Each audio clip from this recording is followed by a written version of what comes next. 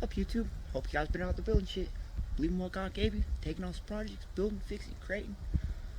Anyways, so the other day, working on the ramp truck, and we were putting this toolbox on the other side, and the welder decided to take a crap. So it looks like I'm in the market for a MIG welder. It's got to be able to run 220. It's got to be able to run 035 wire. It's got to have at least 175, 180 amps or so, so that I can weld some pretty thick stuff, quarter inch. You don't know all that much, guys. I taught myself how to weld a couple years ago when the muffler fell off my truck. I did it out of necessity. I used one of the little 110 Chicago Electric Harbor Freight welders, and then I upgraded a while later because I needed to weld some thicker stuff, and I got one of the 240 volt Harbor Freight Chicago Electric welders. I am still on a budget, guys, but I didn't want to go back to Harbor Freight. The Titaniums and the Vulcans, they got a bunch of reviews already, and I didn't feel like I'd get many clicks on my videos. And I am trying to build my channel, so I decided I'm going to stick with this HZXVOGEN brand. And within that brand, here on Amazon, you got the cheapest, the middle, and the expensive.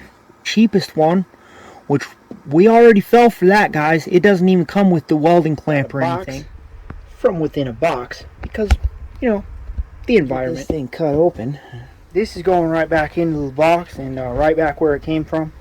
It doesn't have a welding gun for MIG. It doesn't got the ground clamp. It doesn't got nothing. So back to the drawing board and this HZXVOGEN, or however you want to say it.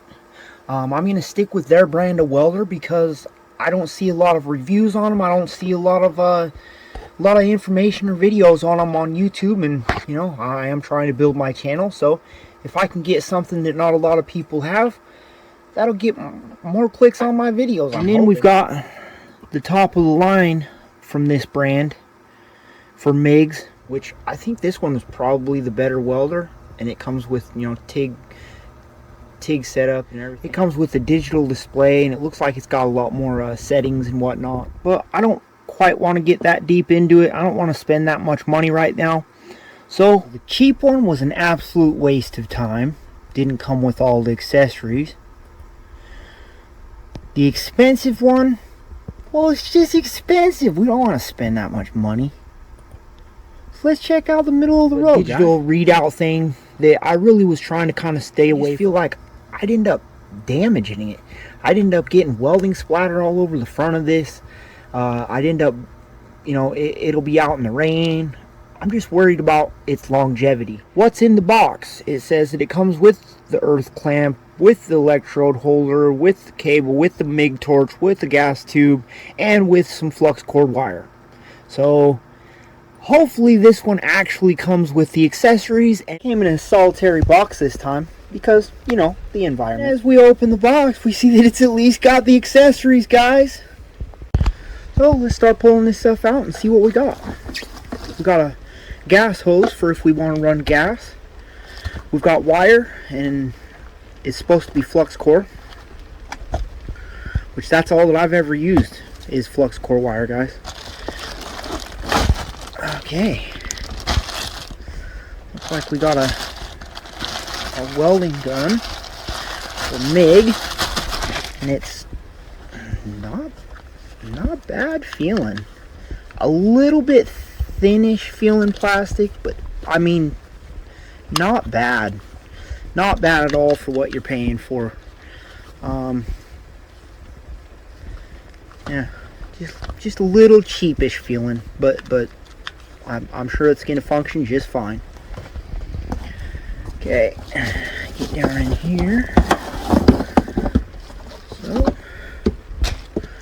looks like we've got a adapter to go from 110 to 220, which is awesome. We got a ground clamp. It's super short. I'd say, yeah, just over 3 feet maybe.